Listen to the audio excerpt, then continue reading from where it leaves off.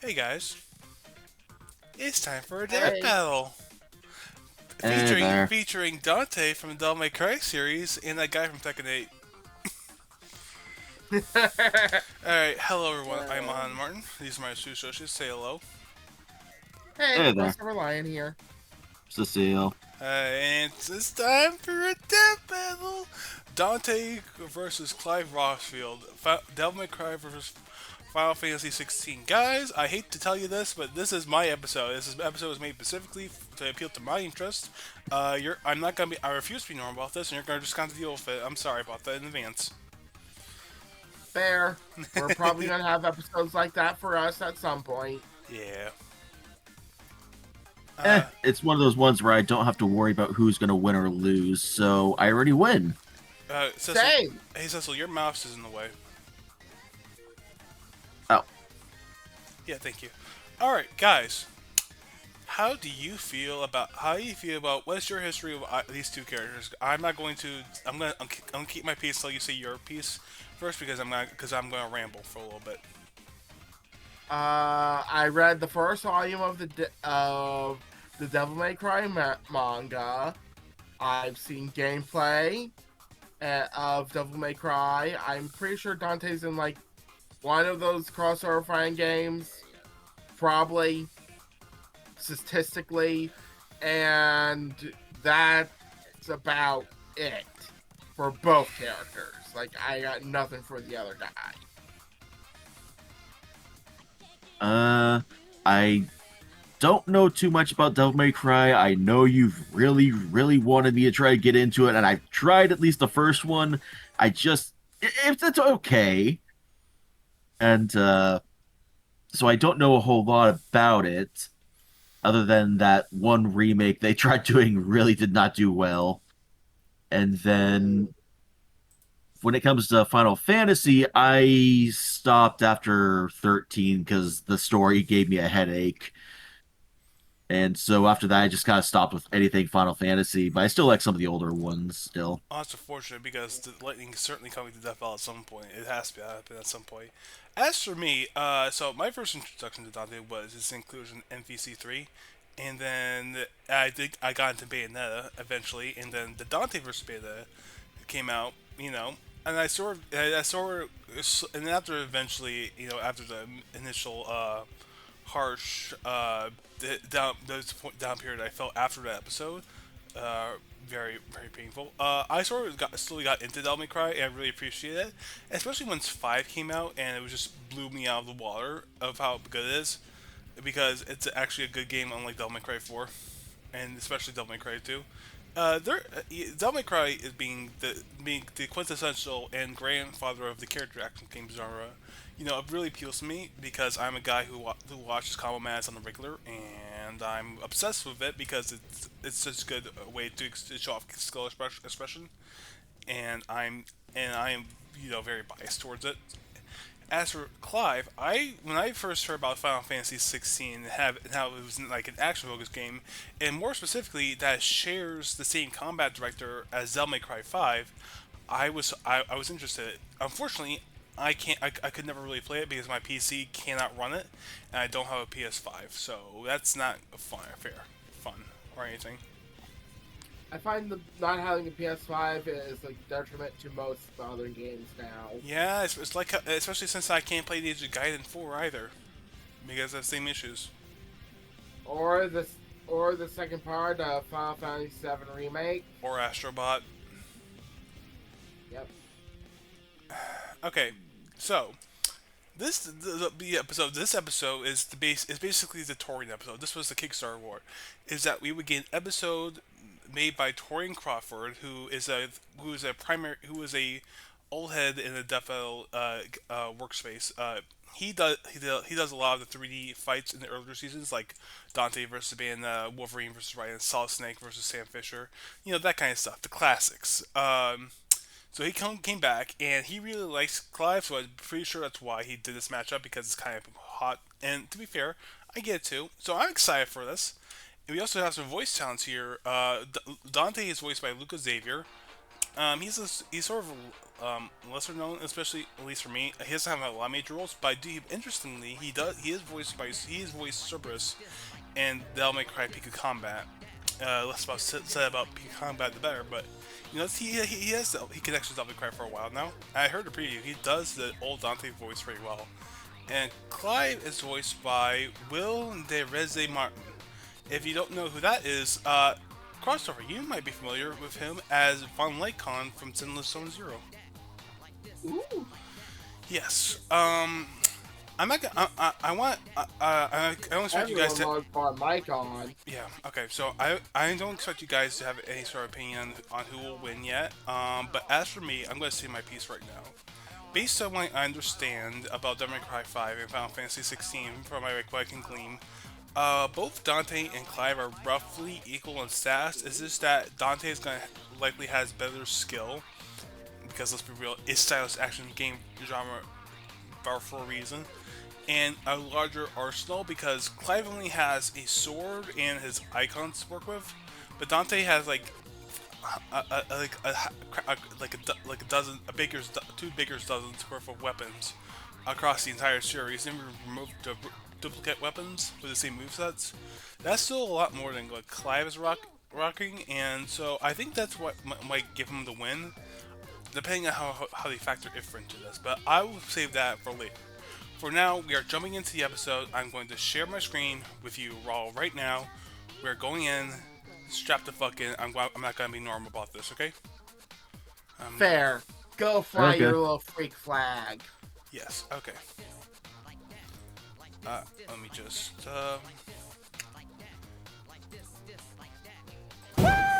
Oh, hello. Oh my god. I'm not. Why is the window not opening? Okay. God damn it. Okay. Yes. Hello. Already, it's golden. Already. Dante versus Clive. DMC's Devil Hunter versus Final Fantasy's Shield of Rosaria. He Yes. wins my Yes. boomstick. And it's our job Yes. to analyze their weapons, armor, and skills to find out Yes. who would win a death battle. Alright. It's a dangerous world out there. This battle covers spoilers for Devil May Cry 5. You know what? Understandable. That's completely justifiable.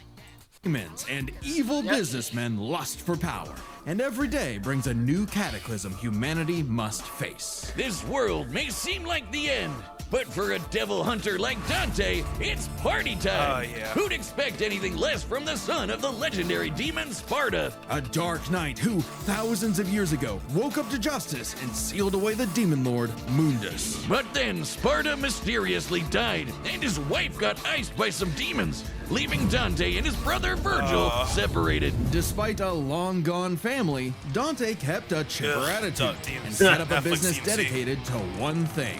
Killing demons? And with the blood of Sparta running through him, he's the best in the business. By harnessing his own Okay, hold on a demonic second. energy, Dante Full name Dante. Height he's 6'2". He's 184 pounds. He's in his 40s. AKA Tony Redgrave. Yeah, because obviously alias. Humans. Species, human demon hybrid, likes pizza, Sunday, Nero, and parties. Dislikes demons and Mundus. The May and Zero May Cry. Oh yeah. UMC V3 War flashbacks. bolsters his speed, power, and durability, letting him block kaiju-sized punches, move faster than a meteor, And regenerate like an unstoppable force of nature. As long as he has the energy, he can heal from getting shot, stabbed, sliced through. Basically anything. Even without his regeneration, he's survived heat that would reduce the layman to ash. But no hunter is complete without an arsenal, and Dante's got one hell of a sword left by his dad, Rebellion. Plus ebony and ivory, 2 magic pistols with endless ammo clips. And they say the perfect gift doesn't exist. But Dante's full arsenal is far larger and stranger. Like King Cerberus, Oh, the boy. shape-shifting Damn. Here we go. The Devil Sword Dante, Ebony and Ivory, Agni and Rudra, Alistair, Artemis, Balrog, Alistair! Bog, Beowulf, Cavalier, Cerberus, Coyote A, Dr. Faust, Gilgamesh, Grenade Gun, Ifrit, Catalina 1 and 2, King Cerberus, Lucifer, Merciless, Missile Launcher, Neil Gun, Nightmare Beta, Devon, Pandora, Shotgun, that's the same thing as like Coyote, but lesser, Spiral, and Vendetta. That's most of it. I think it's not a lot of this. A lot of this stuff is what's the word I'm looking for? Redundant. Redundant? Yeah, redundant. Because because let's be real, he doesn't need half of it. Because most of half, because a lot of these weapons are carbon pastes of the other ones. There's nothing really special about them. Some of these. I do remember seeing the Lucifer one. That one looked kind of cool. Yeah, you remember it from Dante versus Bayonetta. Oh, I didn't watch that one. Yeah. Set of elemental nunchucks, Cavalier, a pair of buzzsaws that are also a motorcycle. Wait, yeah, no, Balrog. yeah. No, wait. I'm just realizing how redundant this list is because they have both Cerberus and King Cerberus, and King Cerberus is just better. What? Yeah, but Cerberus itself is still a different thing entirely. Not really, because King Cerberus has the exact same moveset as base Cerberus. Yes, but it's not King Cerberus, therefore it's different. Not really. No, it's the exact same weapon, it's just more. Like an upgraded version Yeah, or something? Yes, but it's an it's upgrade. not Yes, King an upgrade version. It has more stuff to use with. Different. Fiery Also, I'm fisticuffs for fucking with boxing you. and capoeira, and Navan, Guitar. an electric guitar. There's also Lucifer, a backpack of endless laser swords that Dante got after slaying. Actually, we never see how he beat Lucifer. Okay. Yeah, you know someone. So that was something that was on the preview. I was questioning this for like a good minute when this came out. That feat came from the Devil May Cry 4 novel. So if you aren't familiar with Devil May Cry 4, that scene came out of nowhere, because in the game, this never explained that Dante ever actually fought Lucifer. It's just that he basically. This was something that happened exclusively in the novel, so if you weren't familiar with it, that didn't happen. Even then, he's still off-screen too, which is ridiculous. Off-screen just makes it more impressive. Not really. I mean, to be fair, Lucifer might share the same name with actual Satan, but like it's not the same type of thing because Mundus is the king of the underworld. I was thinking more along the lines of it was so epic that they didn't have the budget to properly animate it, so they just did off-screen. Still not correct, but okay. It's a badass when they off-screened the actual devil. Then there's my fave, Dr. Faust, Dr. a Faust. sentient hat that turns Dante into basically Orville Peck. Michael Jackson. Oh, and shoots crystallized demon blood. Dante needed this and much more when he got a warm welcome from the Hey, brother he Virgil. thought long dead. In a twist of fate, Virgil was alive, but went down a very different path. While Dante was partying, Virgil studied the blade, seeking the power he needed to exert his will, even if it meant killing his own brother. Something he came close to doing in their first meeting. But the defeat only spurred Dante's awakening. He learned to teleport using Trickster, slow down time through Quicksilver, and double-team foes with Doppelganger. With a slick pose and the right timing, he can royal guard dang near anything, then use the absorbed energy to armor up as a dreadnought. And then there's Okay, Devil here it Trigger, goes. a super form Dante Transformations: Devil Trigger, Maj and Devil Trigger, Send Devil Trigger, Superhuman Speed Strength, Air Hike, Doppelganger, Dreadnought, Regeneration, Quicksilver, Royal Guard, and Teleportation. Yeah, that's about right. I think technically Maj and Devil Trigger is a lesser form of Send Devil Trigger. Not gonna lie. It's still a different form, you know. Yeah. Also, I want you to guess what Air Hike is. But He's able to walk on the air. you're half right. It's a double jump. I was gonna say he's able to throw a football-shaped air cone or something. I don't know. No. achieves through his supernatural power. By tapping into his inner demon, Dante can Netflix fly something, right? and gains an Ew. enormous boost in speed and power. Naturally, his rematch with Virgil went very differently, and that was far from Dante's peak. When Mundus got up to his old tricks, Dante battled the Demon Lord in a vast sea of stars, a universe Mundus created on a whim. Even later, Dante one-shot a stronger alternate future Mundus who had completely merged with the demon world. So he's kind of a big deal. Okay, Literally, Mundus became a living... The Devil May Cry manga and novel specified that human and demon worlds were once one, then split into two separate universes. Okay, yeah, makes sense. Okay, hold on a second. universe just for Dante to shoot him in the face. Then there's Argosax, a god so astronomically intense he had the power of every other demon in existence, a divine deity of the sun that Dante also shot in the face. Yeah. Oh, that guy. I completely forgot about him. Yeah. Funny, so did Dante. Despite how powerful Argosax was, he was just an insignificant Tuesday to Dante. Yeah. So it's safe to say Dante had become the strongest around. But no amount of style, pizza, or wahoos could fill the hole in his heart. Yeah. Sure, Virgil was a power-hungry weeb, but he was still his bro. Beneath Dante's antics, killing the last of his family kinda messed him up. Until he learned his family wasn't as gone as he thought. It turns out he had a nephew, Nero, who Dante would help get into the family business in his own unconventional way. Yeah. And for dead weight, Nero was pretty badass, even helping Dante take on the so-called Demon King Urizen. Nero's Devil Breaker arm can fire light-speed lasers that Okay, Mundus and Dante flew into the atmosphere of a neighboring planet through a time frame, and though the time frame is unclear, even generous estimates put it under his best feats. Okay. Dante and Virgil have dodged. Dante and Virgil can already dodge lasers in their base forms, but when charged with enough demonic energy, they can outright blitz beams over 11 times faster than light. Nero even survived getting melted down while inside a living statue. It's a long story. And that's the same sort of regeneration that Dante has, meaning he can survive being turned into a Okay, according to Devil May Cry 5, the guy Nero's arm couldn't regenerate because Virgil removed Nero's demonic power. After he gained his power later, he immediately regrew his arm. Okay.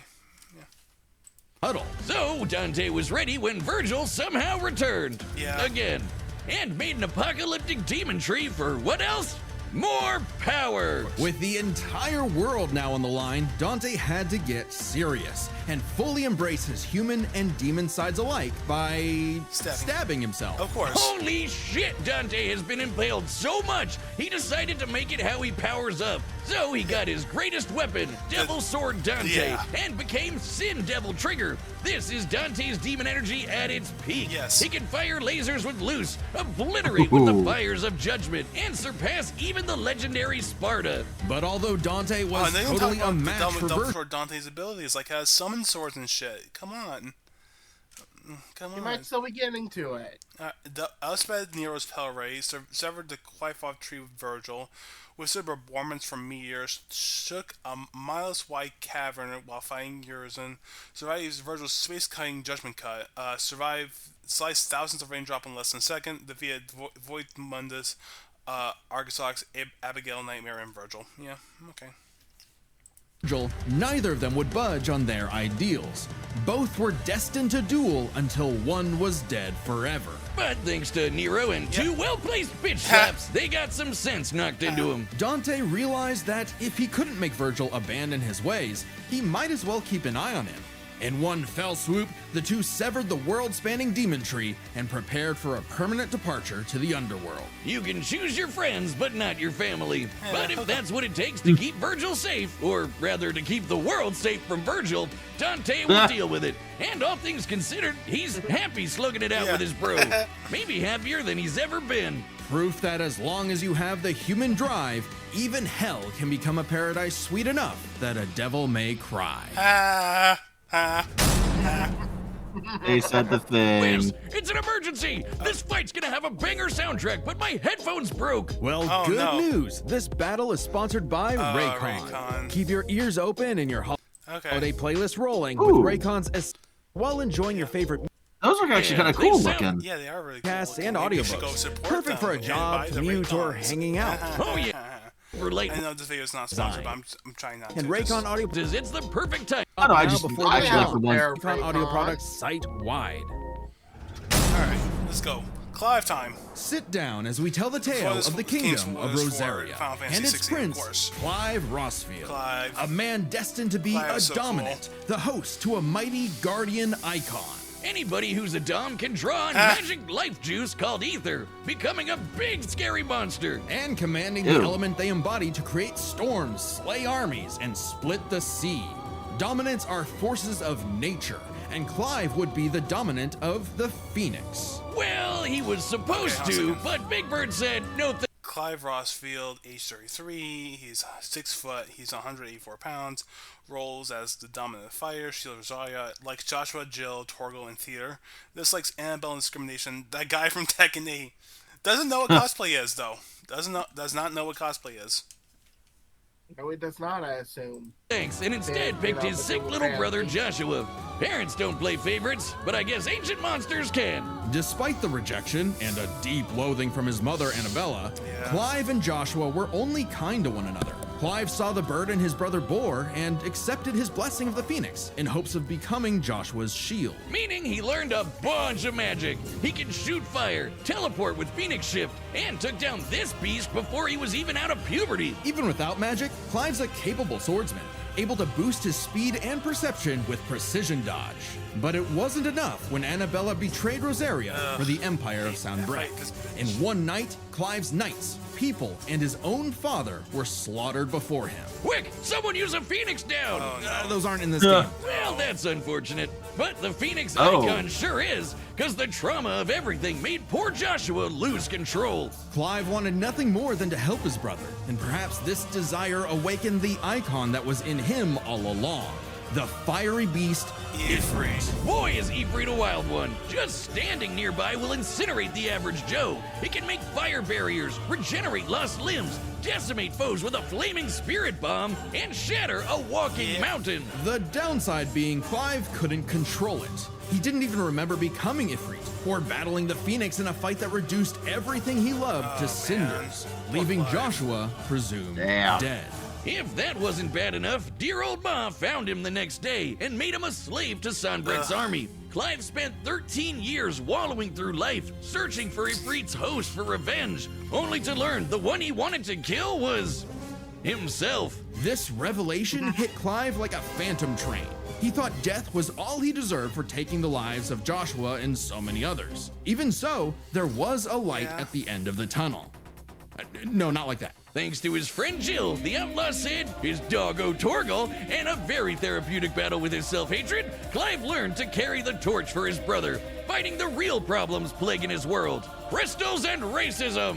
In the world of Valisthea, prejudice is alive and well for bearers. Basically, anyone who can use magic without special crystals. So what better way to dismantle the system than to help fellow bearers and destroy the mother crystals ruining the planet, all while picking up some nifty abilities. Through a mysterious power that lets him absorb icons, Clive took Garuda, an avian with sharp slashes and sharper talons. From Sid, he received Remove, so he could summon lightning. From his bae Jill, he got Shiva to freeze lava. Final Fantasy 16 Ultimate confirms iconic abilities like Rift Slip and Diamond Dust manipulate time as opposed to precision dodge, which heightens Clive's speed and perception. Okay, yeah, makes sense.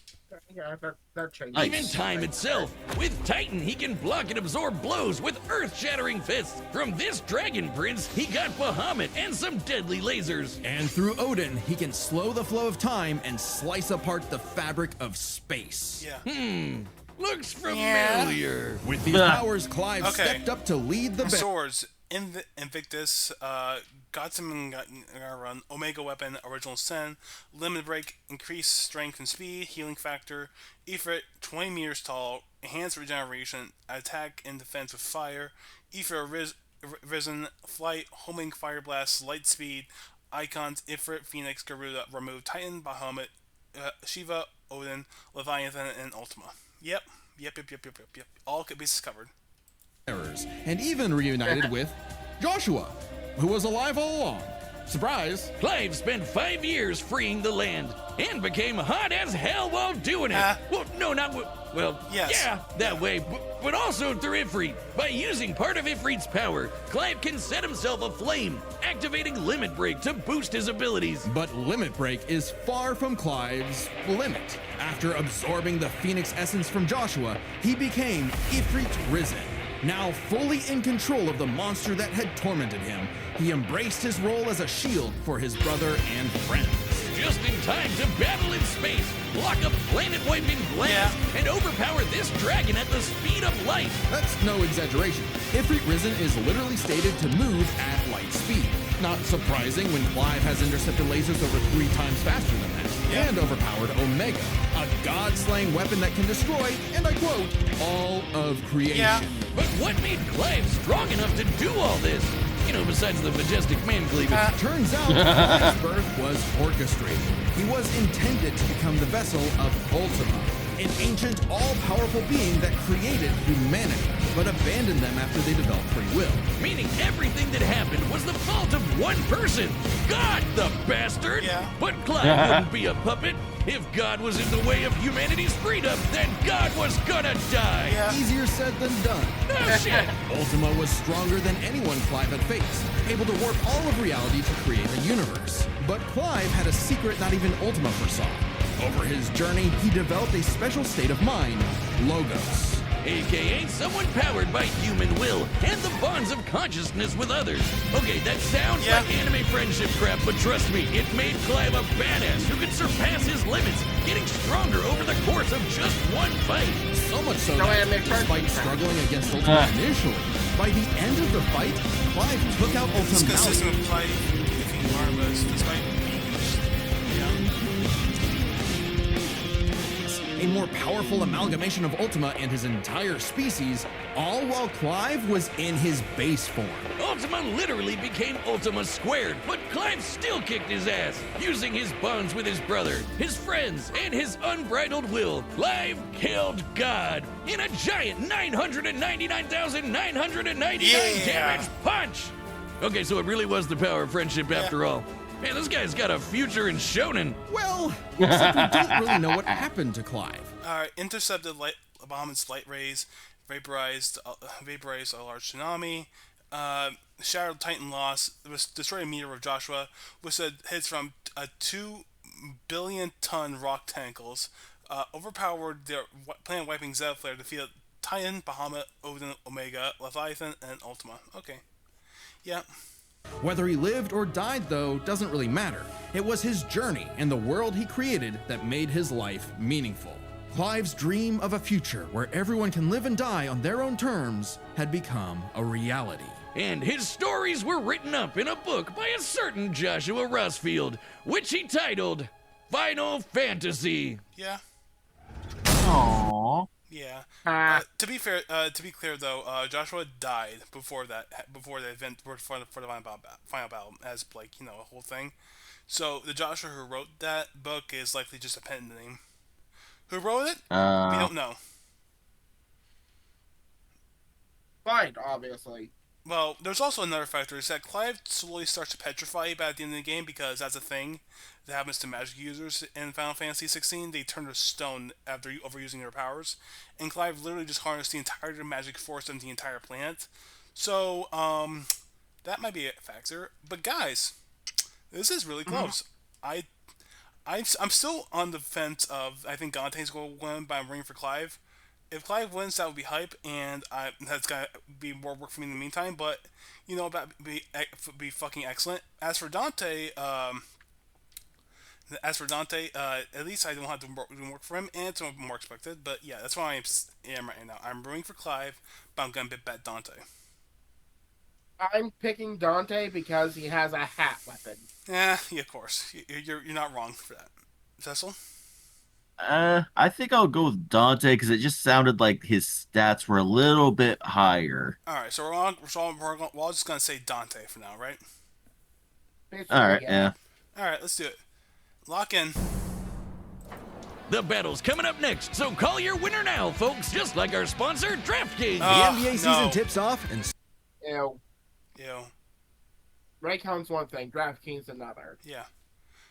Anyway, see our Data performances. through all possibilities. It's time for a death Kings. battle! Let's go. Oh my god. Oh my god. Hi, Clive.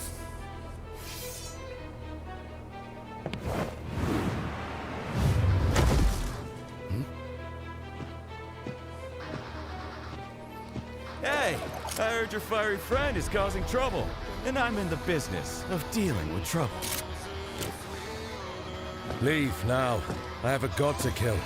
The last thing that will stop me is a demon. How does he know that?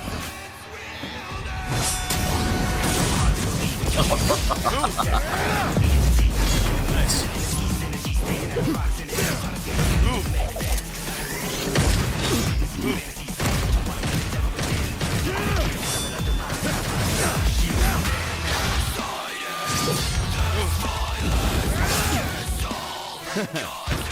Oh shit! What the fuck? He's using it. What the hell? Let's wrap. Yvonne! Yeah! This is good. Key content. Key content. Key content. Fancy yourself a bard?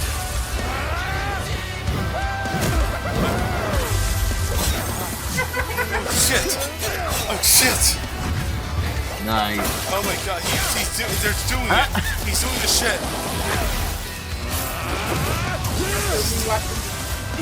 Oh god, he's doing Michael Jackson! Fireworks! Oh shit! Oh fuck! Yes! Damn.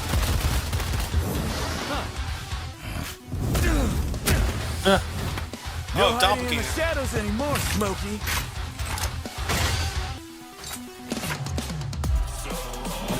Oh shit. Time to see the light.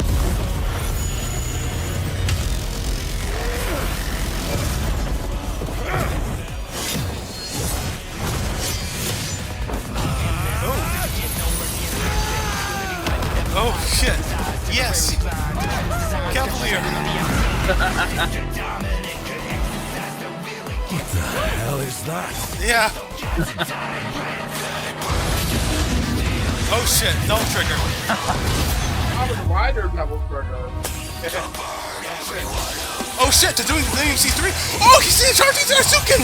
He's charging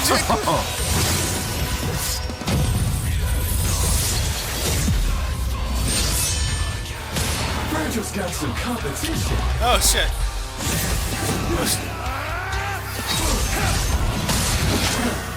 He's more recording shit. He's doing the MVC3 intro. Still holding out on me? Let's see what your monster can really do. So the devil cries for more. Ah! Let's give him everything we've got. Joshua!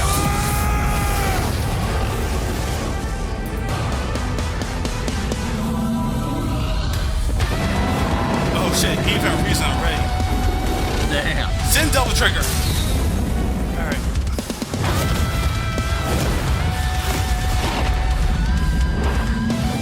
He's in space. I Don't underestimate him. kind of screwed.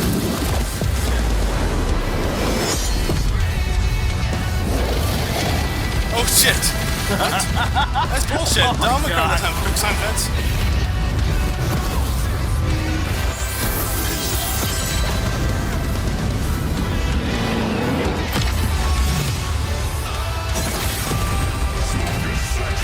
Oh. What now? I don't know. Oh shit.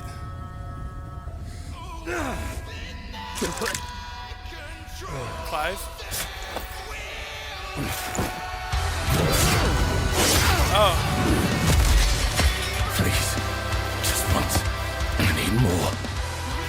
It's been a bash, Smokey. Oh shit. Clive, I need it.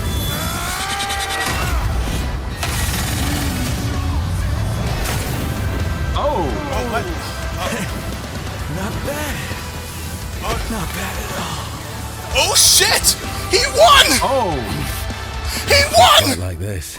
A god will be nothing. Oh. Damn. He won! Okay, that was a whole nother level of close, but I think we got the point. This was not an easy call to make. Dante and Clive matched each other so closely it was hard finding a definitive advantage either had. This is best explained through 3 categories, starting with stats. Both Dante and Clive could easily beat up universe-busting threats. Mundus and Ultimalius could create universes at a whim, and Dante and Clive defeated them sans their own super forms. Dante and Clive could both consistently intercept lasers at faster-than-light speeds. And Dante could always amp up with demon juice to briefly outspeed Clive anyway. But Clive could match that by boosting his own speed and reflexes through precision dodge. Both were Hold on a second. Mundus and Ultima's warping universes require demonic energy and magic respectively. Again, implying a match in speed. Okay. I'm sorry.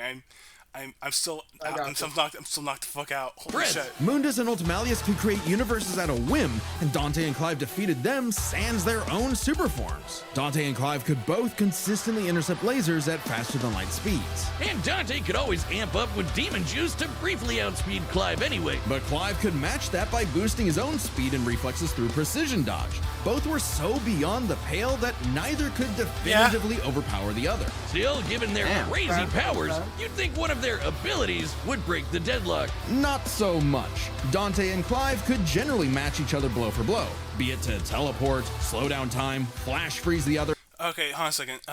Dante's sealing abilities could help, but have specific location requirements requiring a connection between the human world and demon worlds, making it to be unlikely. Okay. Fair. He also had it only briefly because Trish gave it to him.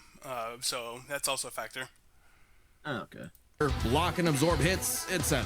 And Dante could survive the intense flames of Ifrit. He's dealt with heat like that before. Though Clive did not have a perfect match against Doppelganger, he did have more methods of manipulating time, both more reliable and abusable, in addition to defensive measures like Ifrit's barrier to fall back on to outlast powers like Doppelganger. But their super forms evened out. Any edge Clive could get from, say, Limit Break or Ifrit Risen, Dante could match with Devil Trigger or Sin Devil Trigger. Yeah. In the end, both have answers to most of each other's powers, making it still anyone's win. Which is why it came down to one major factor: endurance. Just how long could these two keep at it? While Dante's super forms could undoubtedly keep up with Clive's, there is an emphasis in story and gameplay that they expend a lot of demonic energy. Yeah. The longest Dante has battled in Devil Trigger against someone his equal is about 6 minutes, and abilities like Doppelganger, Quicksilver, and Sin Devil Trigger burn. Dante's Devil Trigger may be above the 6-minute time limit by Devil May Cry 5,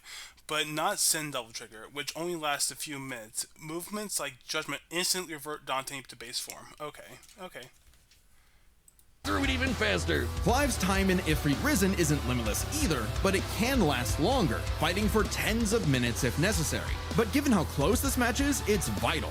If Ifrit Risen catches Dante outside of Devil Trigger, it's over. I know what you're thinking. Dante's crazy tough. His healing factor's way better than Clive's. Clive can regen lost limbs, sure, but Dante can heal from getting reduced to a puddle. Couldn't he just tank Ifrit's attacks? Well, yes, but also no. This is where context is everything. While no doubt impressive, Dante's healing has been overcome in the past because it is tied to how much energy he has. Less demonic energy means a less potent healing factor. Like when he got knocked out for a month straight by Urizen, only surviving thanks to a constant source of demon blood. Hell, overtaxing demon regen is how Dante killed Virgil in the first place. After his defeat in Devil May Cry 1, Virgil's regeneration took years to complete. Throughout Devil May Cry 5, V would decay without constant use of demonic energy. The more he used to regenerate, the harder it was for him to heal over time. Okay. Even if we assume Dante could get a second wind, it's always possible Clive could get one too, becoming even stronger from pure willpower, just like when he fought Ultimalius. It's currently So gone! for as tough and persistent as Dante was, Clive was able to endure just that much more to get the final edge. The devil was in the details, but Clive's victory is no fantasy. The winner is Clive Okay, Rossfield. I guess I have work to do today. Next time on Death Battle. Oh, Is it Ash vs. Yugi? Is it Ash vs. Yugi? I really hope not. It's Ash vs. Yugi, baby! what the hell? Yeah, baby! Oh, yeah. Yeah, baby! subscribe, and join as a member to see more Go Death What? Race. Thanks for watching. How? Together. It really doesn't. Exactly.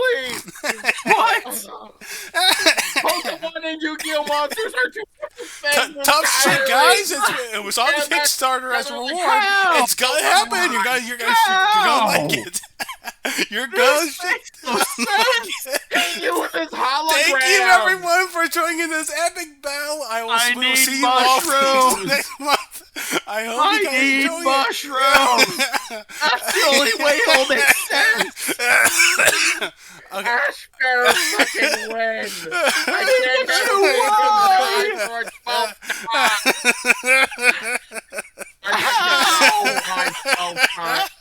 Ash is I don't get it. It makes no sense. Thank you everyone so much for watching. I hope you have a wonderful day. I'll see you guys. We'll see you guys next video. Ash vs Yugi, baby, 2025. Let's do it. I can't handle Ash dying for a 12th time. Bye.